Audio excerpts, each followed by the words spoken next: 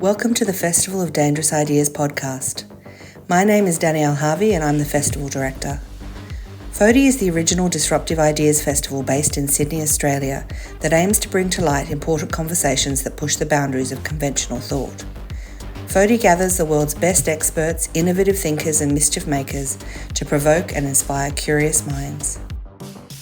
When it comes to our most divisive political, economic and social issues, there is a fracture between the views of the old and the young.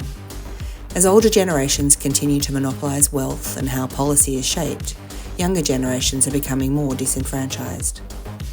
In a world going to be inherited by younger generations, we hardly ask them about their political views. Perhaps the solution is giving children the right to vote. This is the audacious plan from academic David Runciman that just might rescue democracy. Please enjoy the 2024 FODI session, Votes for 6-Year-Olds.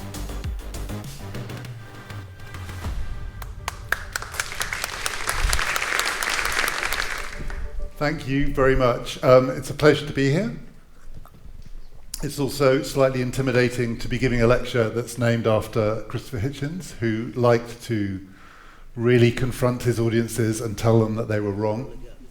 My favourite Christopher Hitchens story is about the book, the atheism book that he wrote, God is Not Great, and being Christopher Hitchens, he did a Bible Belt tour of that book in the American South, and one of those events, a member of the audience was particularly riled up by his denigrating the practice of prayer.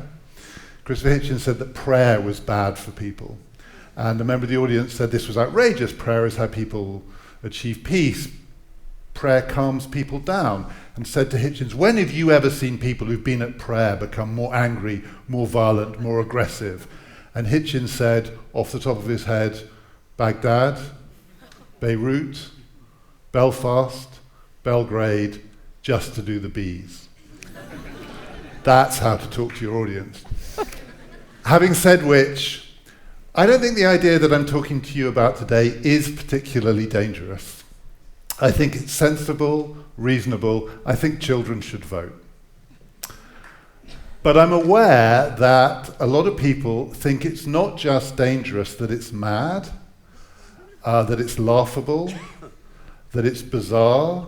Last week I was at the Edinburgh Festival and I was talking to a very distinguished historian, and I mentioned the fact that I was coming here to the Festival of Dangerous Ideas. And I could see her look at me and think, you're a boring, middle-of-the-road, middle-aged man. What dangerous ideas do you have? And I said, I'm going to be advocating lowering the voting age to 6. And her jaw... It's not often that the phrase jaw-dropping literally means what it says. People think it's a mad idea. I don't. So I want to talk about two things today. One is why children should vote. Try and persuade you of that. And secondly, talk about why do people find it so weird, strange, alienating, dangerous? And what does that say, not about kids, but about us and our attitude to democracy? Because frankly, we do a lot of crazy, dangerous things with our democracy. This is not one of them. So why should children vote? I would turn the question around. Why shouldn't they vote? They're people. They're citizens, they have interests, they have preferences, there are things that they care about. They care which way the world is going. It's not just it's their world too. They're going to be living in it long after we're all dead, right?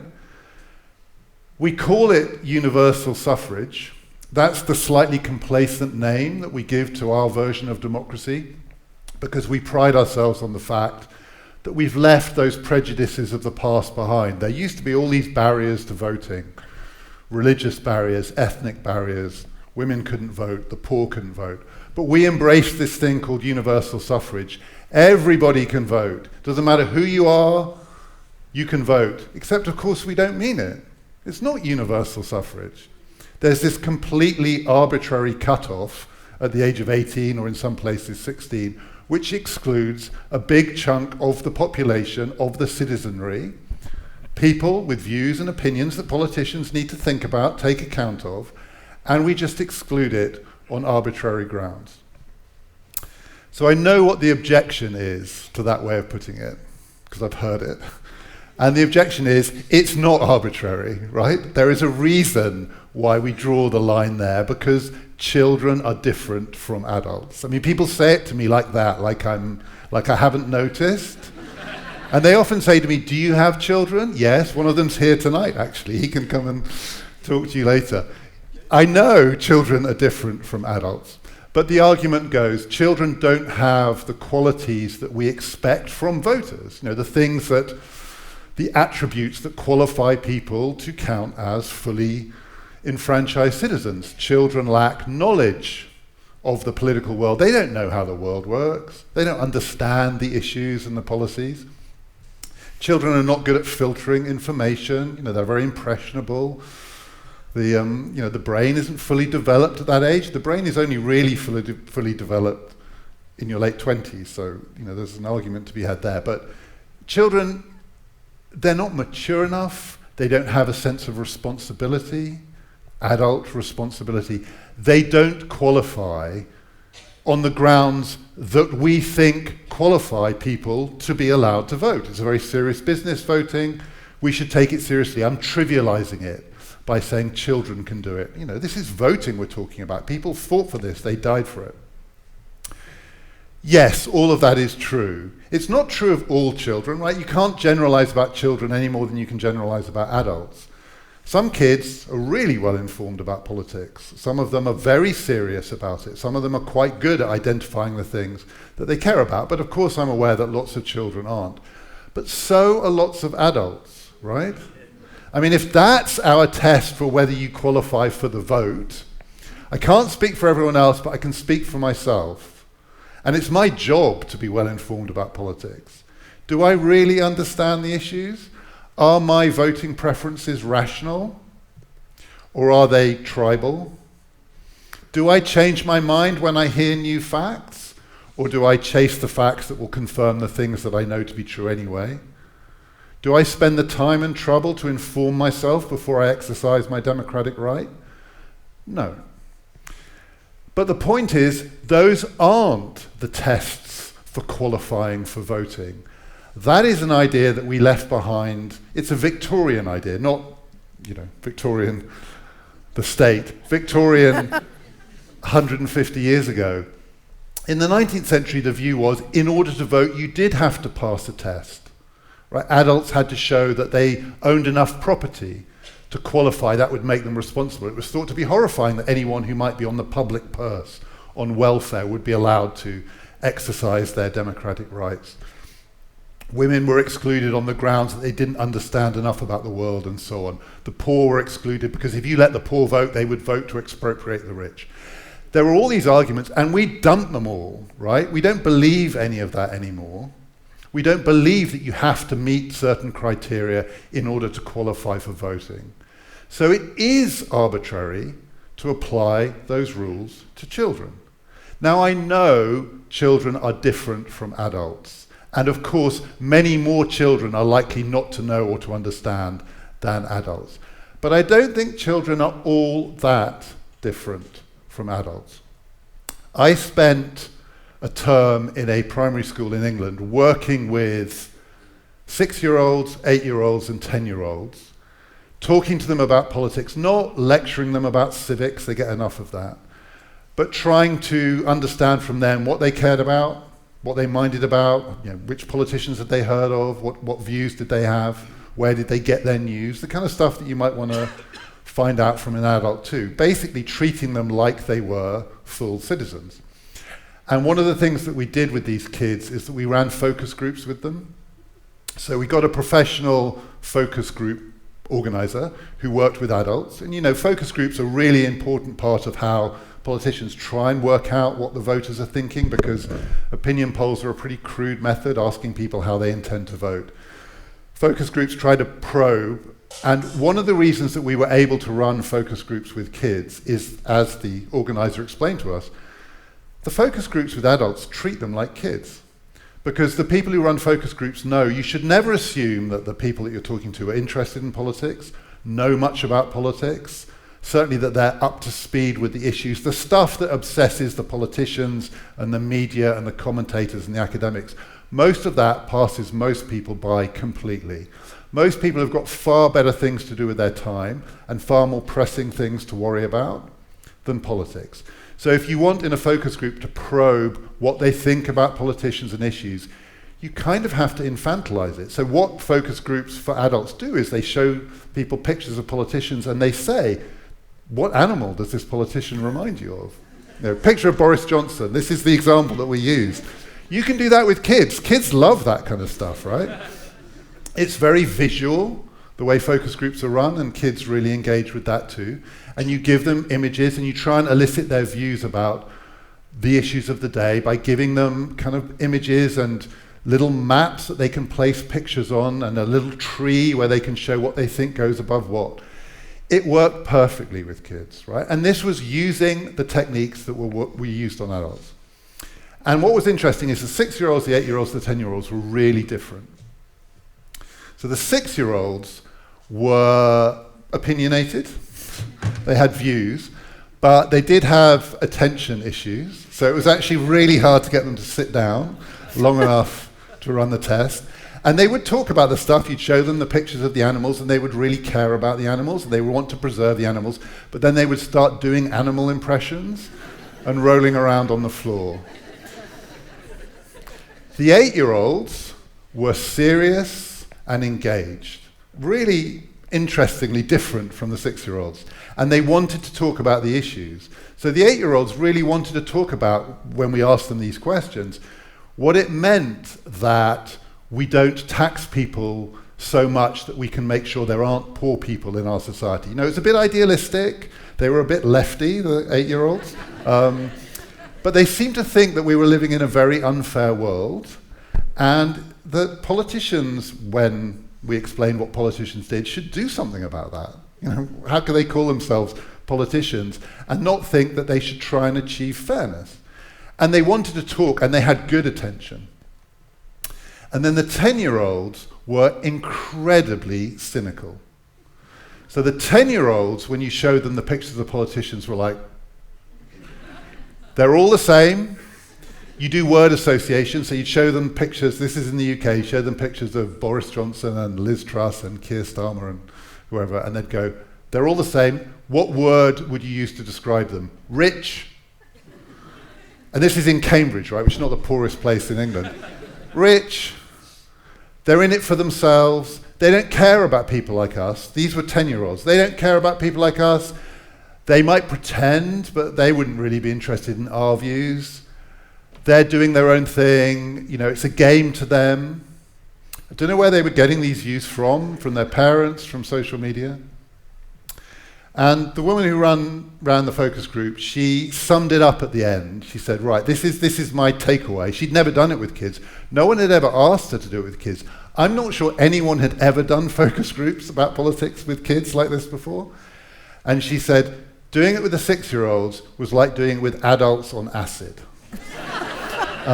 She'd never done it with adults on acid, but she imagined that they might also have started doing otter impressions, rolling around on the floor. She said doing it with the 8-year-olds was genuinely inspiring, one of the more inspiring focus group sessions that she'd ever done. And she said doing it with 10-year-olds, I quote, was like doing it with adults in the north of England. Meaning, you know, you could extrapolate it to wherever you're from, those parts of the country where people feel left behind, cut off, ignored, excluded. And the 10-year-olds had picked up that, you know, they had views. I mean, they had things they cared about. They weren't particularly idealistic.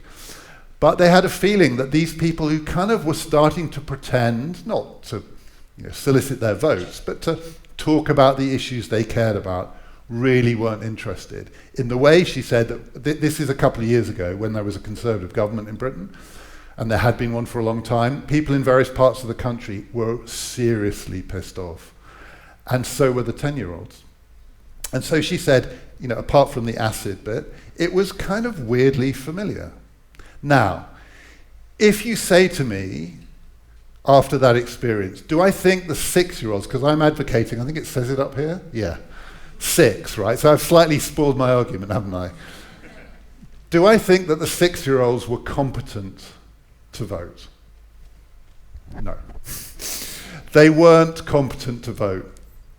They really didn't have a grasp of what we were talking to them about. But if you say to me, were they capable of voting? Yes, they were capable of voting, because in order to vote, I mean, we're just talking about voting here. And sometimes I think when people see this kind of thing, they think, I think 6-year-olds should run the country.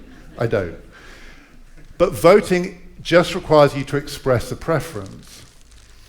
Do I like this person? Do I not like this person? A lot of voting is driven by that. You know, the famous argument, if you want to know how people are going to vote, you need to ask them, would you like to have a beer with this person? Or the slightly more subtle version, which is, do you think this person would like to have a beer with you? Kids can do that. It wouldn't be beer, but kids can do that. You know, do you think this person would like you? Do you like them? Of course they could vote. I don't think their votes would contribute much to the body politic, but they could do it. Can they all read? No. They couldn't all read. Some could, some couldn't. Literacy is not a requirement to be able to vote, right? In any democratic society, some adults can't read. They can still vote. Of course they should vote. In India, in the history of its vibrant democracy, literacy levels, they're vastly higher than they were when it started out. Still, literacy levels mean that significant numbers of voters are illiterate, and so are significant numbers of candidates. So in India, in the last election, over 100 candidates self-declared as illiterate. Democracy works fine, right? You can express a preference pictorially. So yeah, they could vote. And part of the point of making this argument is to emphasize a key fact about our democracies, which is we are living in aging societies, rapidly aging societies, and we don't have a cutoff at the other end, right? So, you know, the vote should extend from 6 to 106, or whatever, you know, whoever is the oldest person, 6 to 116, whatever it is. Everybody, universal suffrage, everybody should vote. Just as cognitive capacity builds at the start of life, it declines at the end of life. We all know this. In aging societies, there are many, many more citizens at the other end of the age scale who might struggle with some of the basic cognitive tasks that you might think were a requirement in order to be able to vote, but they are not a requirement. The only requirement is an ability to express a preference. And in societies with rising levels of dementia and other, you know, the ailments of old age, we don't take votes away from those people. Now, you know, this is a serious business. I can remember visiting a relative in Oxford in England who was suffering from fairly advanced dementia at that point. And while I was there happened to be a knock on the door, and it was the Labour canvasser canvassing for the Labour Party because it was election time. And I said, I'm sorry, I don't live here, I'm just visiting, and the person who lives here, I'm afraid, has dementia. And the canvasser rubbed her hands and said, great, can I come in? Because, of course, that person has a vote. Now, at the extreme, you know, there are levels of cognitive impairment which means you don't even have the capacity to vote. At both ends of the age spectrum, very advanced dementia, voting becomes impossible. Just as I don't think the voting age should be 2, because 2-year-olds can't vote, right? They, you know, you can't get them to mark the paper in the right place. But everything in between is fine, because the capacity is all that you need. That is what this kind of politics is about. It is completely ecumenical, universal, non-judgmental. When I make this argument, I am amazed by how often when I say this, people stop and they think and they say, yeah, you've got it the wrong way round. You shouldn't be advocating lowering the voting age. There should be a cut-off at the top end. You know, if it is true, which it is true, that we extend the vote to people regardless, in old age, regardless of whether we think they are competent to vote. They say, you know, it's a much less dangerous idea to maybe disenfranchise the over 80s. People say this in all seriousness. That is a much more dangerous idea than enfranchising children. I mean, how would you do it? In the history of democracy, I think it's a general rule that enfranchisement is a good thing. It almost never goes wrong. People always think it's going to be the end of the world. It never is. Disenfranchisement is almost always a bad thing. And people who have the vote really don't take kindly to it being taken away from them. So how would you do it? Would you, if you had a cut-off at 80, just as some 6-year-olds are sharp as a button, some 106-year-olds are sharp as a button, and would rightly be outraged to be told you no longer qualify for the vote because you're too old?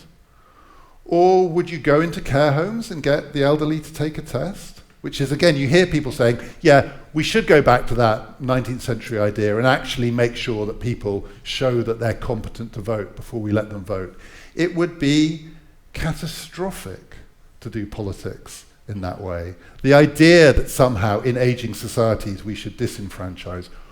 We should enfranchise to level it out. It seems to me there is an arc to a human life, and we live in societies where the arc is getting longer, and it includes real challenges at both ends, and things that people experience at both ends that politicians should know about.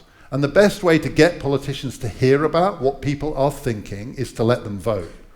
Politicians pay much more attention to people who can vote than to people who can't. And children know that. And the kids in this school, the one thing that they were totally aware of was that. Right? They're used to politicians coming into their schools if they're unlucky and reading them picture books at election time. But the idea that a politician would ask them what they think. But in that arc of a human life, universal suffrage should mean universal suffrage.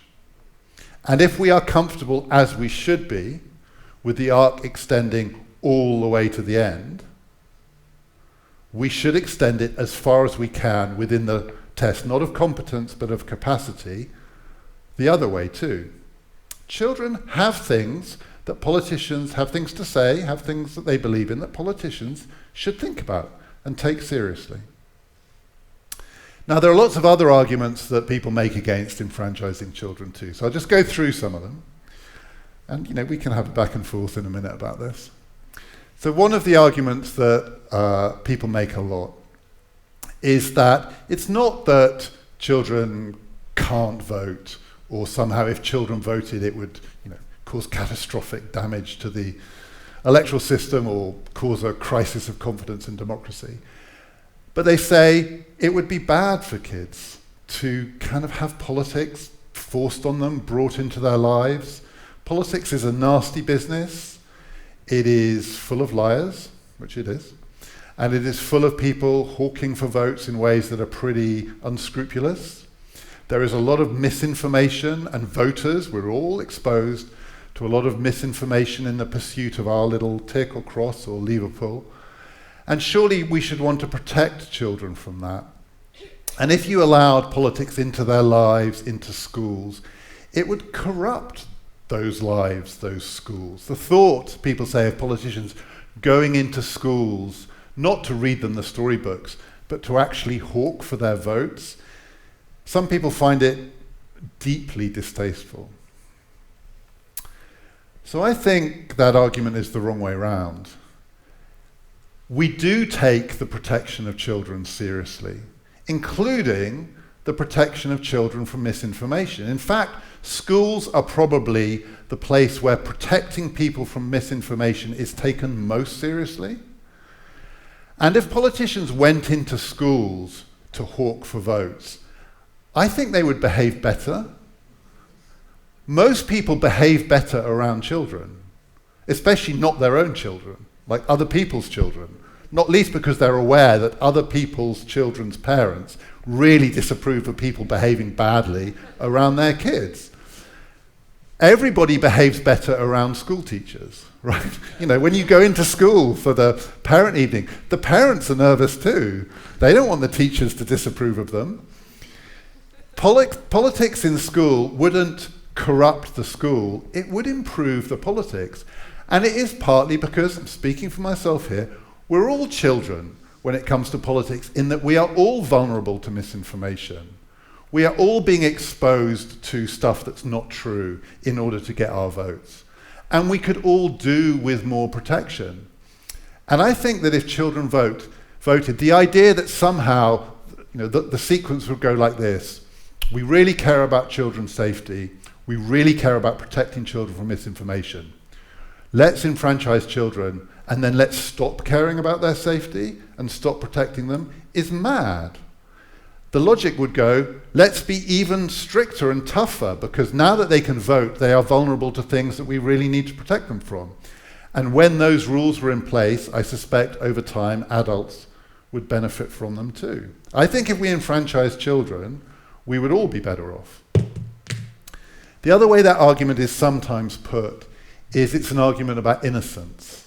So childhood is an innocent time, and politics is really not an innocent business. And so if you expose children to politics, in the end, what it would be, 6-year-olds, 8-year-olds, 10-year-olds, it would be a kind of early death of innocence. And they should be protected from having to think about what a mess the world is in. There'll be plenty of time for them to worry about that, but childhood should be a time of play and exploration and so on. I have some sympathy with that argument, but I would say two things against it. First of all, and I would say this to people who would make that argument to me, if you really think that, you shouldn't give them civics lessons either. The thing I was most shocked by in my time in the primary school was sitting in on the civics lessons, because they're really hardcore, and they paint the world as a difficult and dangerous place. And they tell the kids that they've got a real responsibility, they are the future. They've got a real responsibility to learn about the political system. This is 6-year-olds are getting this. Try and understand that they live in a democracy and that it's up to them to take responsibility for the future. They should start thinking about how they could improve their neighborhoods, how they could join a campaign, plant a tree, stuff we wouldn't dream of saying to adults. You don't talk to adults like that because adults don't want to hear it. But we say that to the kids in these lessons. Civics lessons are really putting a lot on the children, a lot of responsibility. Civics lessons are, on the whole, about teaching responsibility. It's outrageous to do that without giving them the right to express their opinions and preferences. If you want to preserve their innocence, fine, properly protect them from politics, but stop then pretending that they also have an obligation to learn about politics. I would keep the civics lessons and I'd give them the vote. But the other thing I would say is that childhood innocence is a ship that has already sailed, because they have phones. Not that many, I don't know how it is in this country, not that many 6-year-olds have phones, but some do, smartphones. Some 8-year-olds have smartphones, an awful lot of 10-year-olds have smartphones, a very large number of 12-year-olds, and so on.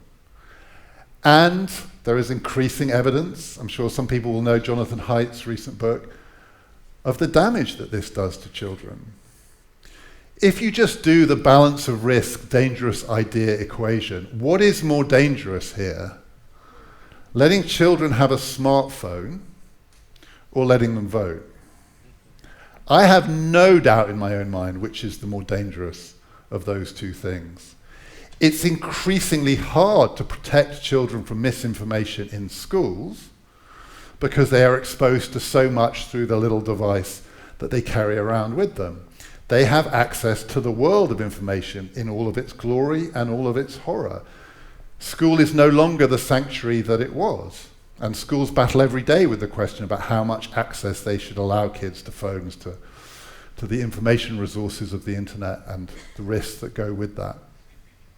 It strikes me as crazy to think that smartphones for kids is a less dangerous idea than votes for kids. Now, it's a whole separate question as to what could be done about protecting kids from the damage that smartphones and then access to social media and the peer pressure and all of that might do to them.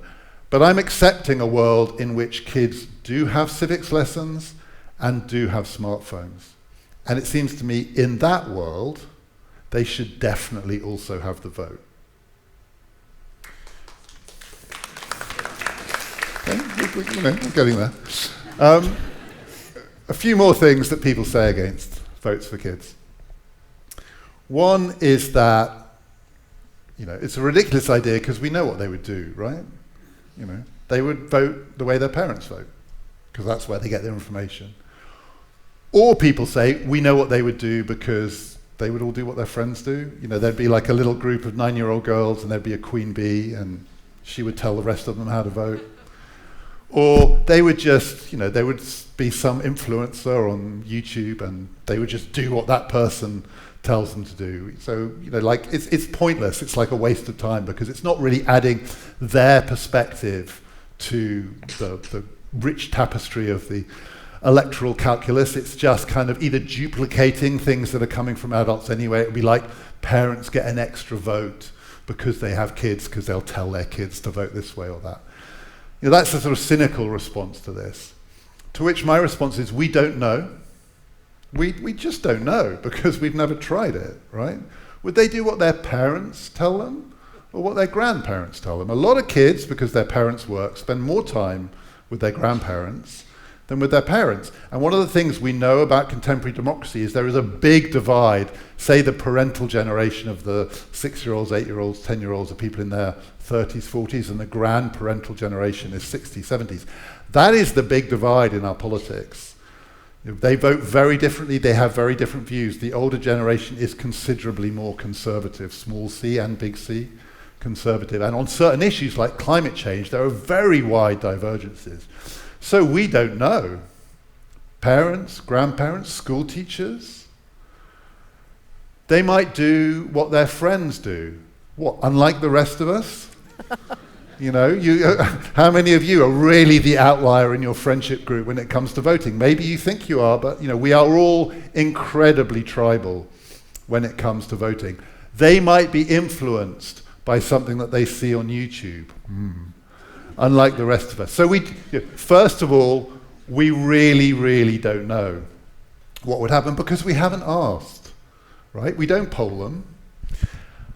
There's sometimes an assumption that kids are all lefty and, you know, sort of starry-eyed environmentalists. That was not my experience talking to them in this school. Some of them are, some adults are, right? Some of them aren't. Some of them are quite authoritarian.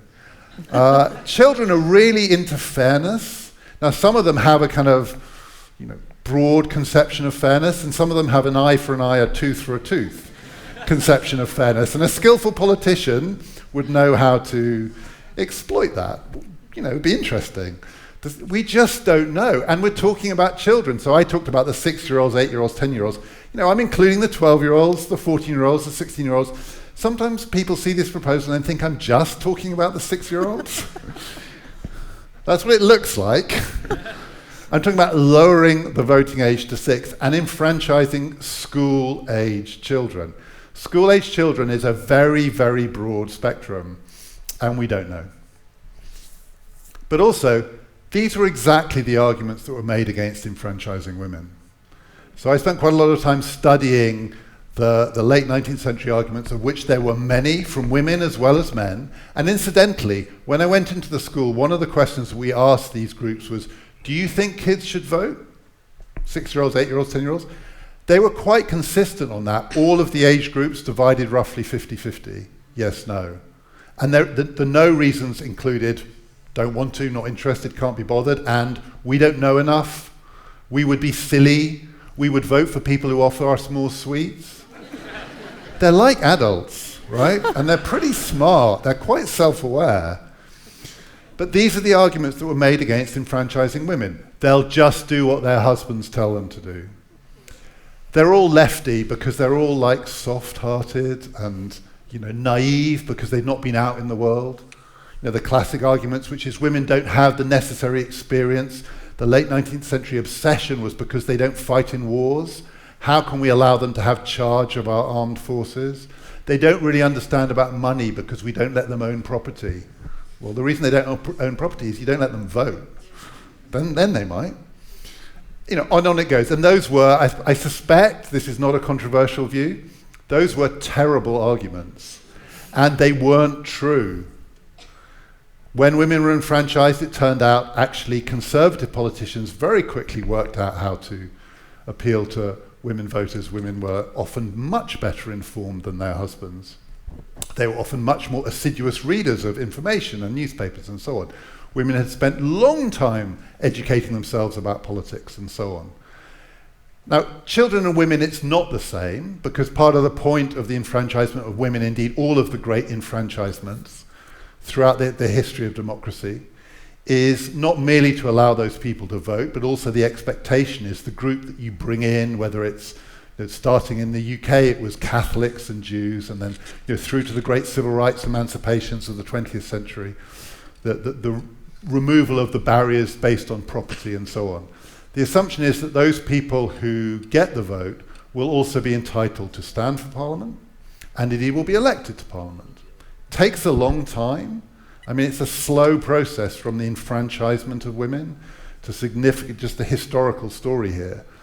So in the UK, the 100-plus year story, 1918 it starts, to getting significant numbers of women in Parliament, then into ministerial positions, prime ministerial and so on.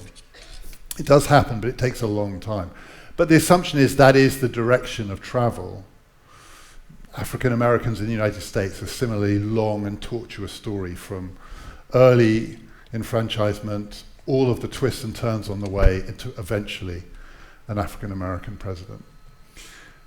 That's not going to happen with kids. I don't think 6-year-olds should be in Parliament. I don't think that they should be Prime Minister. I think they should be allowed to stand if they want. I mean, I think 14-year-olds standing for Parliament would be quite interesting. Maybe 12-year-olds. But they wouldn't win because the adults wouldn't vote for them. And the thing you have to remember in these rapidly aging societies, there have been societies in human history, there are societies in the world where the median age is 17 or 18. And where if you enfranchise children, suddenly, as with the enfranchisement of women, you would be enfranchising essentially a new majority. That's not true in our societies. If you enfranchised all the school-aged kids, there'd still be more pensioners. The adults would always outvote the kids. So there's no danger in it, right? Any more than there is a danger in allowing people with dementia to stand for election, right? They're not going to win. I mean, in the United States, that proposition was recently tested nearly to destruction, but the system prevailed. The people get so scared about democracy because they think if you do something new, chaos will ensue, which is what they thought with the enfranchisement of working men and women and so on. Before the enfranchisement, there's always this fear that the sky will fall in. And after the first election, within about 24 hours, people notice that it hasn't. And that the system has carried on more or less as before, but it's got a jolt of new energy, it's got a jolt of new excitement. Just think of the first election when school kids could vote. How exciting it would be, how unpredictable, how serious it would be. It would be more serious because people would be really thinking hard about what kids think about, trying to work out ways to communicate with them. It would be amazing, right? It would be exciting. It would be very unpredictable, but we don't know. But it wouldn't result in the kids winning. In the few days I've been here, I've done a few things talking about this on the radio and so on. For some reason, it always gets to bluey really quickly. So one response is, but then the bluey party would win. Well, no, it wouldn't. Or bluey would be ruined because it would be full of politics. As though all the programs that adults like are full of politics. Because we have the vote, MasterChef is full of subliminal political messaging. No, it isn't. And my knowledge, I don't have much knowledge of bluey, but my understanding of it in the UK is it's the dads who are really influenced by the bluey dad, right? So if they wanted to do it, they could already be influencing. It's not going to be like that, but it would be surprising and it would be unpredictable. And there is quite a lot of evidence that in the history of democracy, when it gets stuck, mass enfranchisements do give it a new lease of life, do reinvigorate it, and our democracies do need reinvigorating. So I just want to finish with why I think we have a weird attitude to this stuff. So I think the thing that I've proposed to you here is not dangerous. And I also think it wouldn't change things that much. I mean, it wouldn't kind of upend democracy, but it would, and it might have some negative effects too. I don't know how it would play out. But on the whole, I think it would probably be invigorating. But it's not nearly as dangerous as some of the other stuff we do, some of the people that we adults elect. What's more dangerous, enfranchising children or having Donald Trump as president of the United States, right? I mean, seriously, that is a serious question. And I think I know the answer to that question. Now, I'm not someone who believes if you enfranchise children, therefore, you won't get people like Trump. They might love Trump, right? He's a child. So he might communicate with them very effectively. I don't think enfranchising children is a panacea. I just don't think it's dangerous. And I hope I've given you reasons for thinking there are good reasons for doing it. Principled reasons, reasons of justice, equity. In aging societies, I think we have forgotten that having a cut-off at 18 actually does skew it. Young people are increasingly disillusioned with democratic politics. And in various kinds of polling when they're asked, young people tend to score highest on the question, do you think it would be better just to kind of bypass democracy and have someone just get on with it?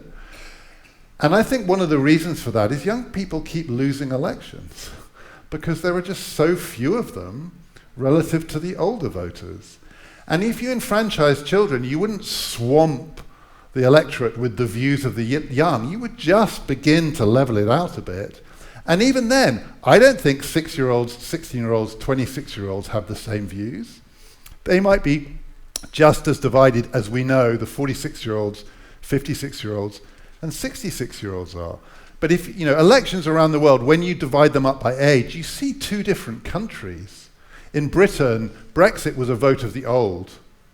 And so young people were understandably really angry about that, not least because, it's not a trivial thing to say. Most of those people who voted for Brexit, not most of them, many of them, are now dead. And the kids aren't, the young people aren't. And I'm not making a point about whether Brexit was a good thing or a bad thing. I'm just saying whichever way it goes, right? If all the young people had been for leaving the European Union and the old people had been for staying in, the argument would apply just the same. There is a case for levelling out the playing field, but it's a levelling. It's not a skewing or distorting of it. Justice, I think, requires it. I think there are pragmatic reasons for it. We would all benefit. I think it would be interesting. I think it would be exciting. I think it would be fun. I don't think it would be dangerous. And it is never going to happen. Because we don't do stuff like this. We don't experiment with our democracies. We just keep spinning the wheels and hoping that the next person we elect will somehow make it work better.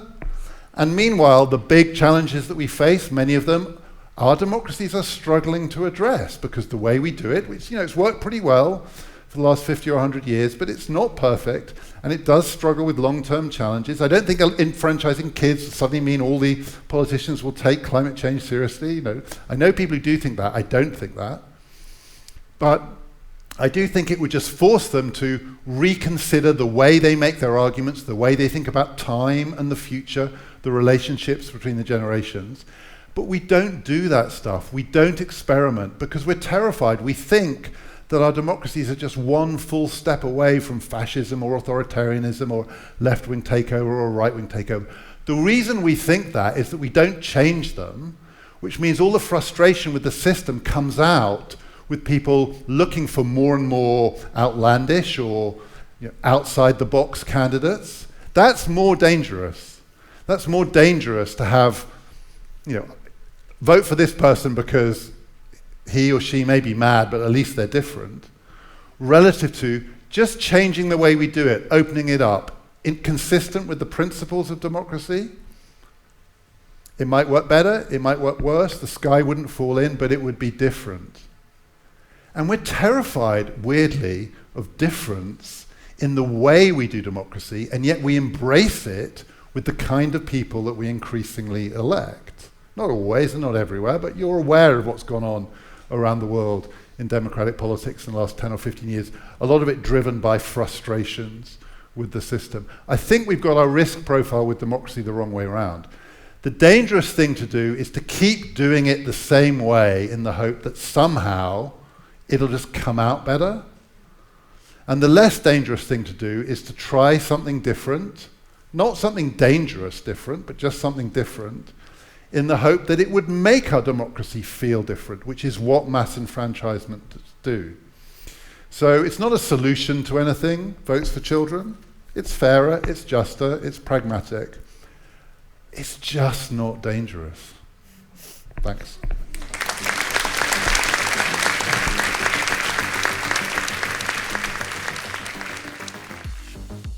This session was recorded live at Carriageworks Sydney in August 2024. The Festival of Dangerous Ideas is presented by the Ethics Centre. The Ethics Centre delivers programs and experiences designed to bring ethics to the centre of our life. We offer counselling for individuals, leadership and development services, events, courses and educational resources. As a not-for-profit charity, we rely heavily on donations and memberships. Please visit ethics.org.au to find out more. Thank you.